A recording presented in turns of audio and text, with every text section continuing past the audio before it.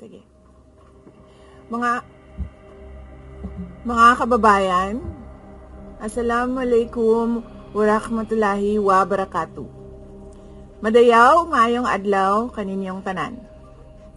Magandang araw sa inyong lahat. Sa mga nakaraang araw, marami ang humihingi ng reaksyon, komento o damdamin.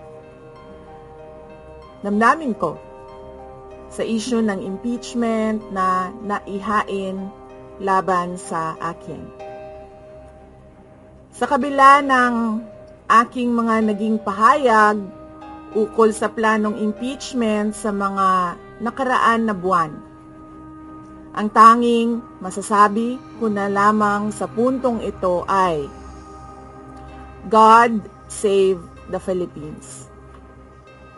Bukod dito, nais ko na lang ipaabot ang aking taus-pusong pasasalamat sa mga kababayan na patuloy na nagdarasal, sumusuporta, nagtitiwala, at patuloy na nagmamahal sa akin.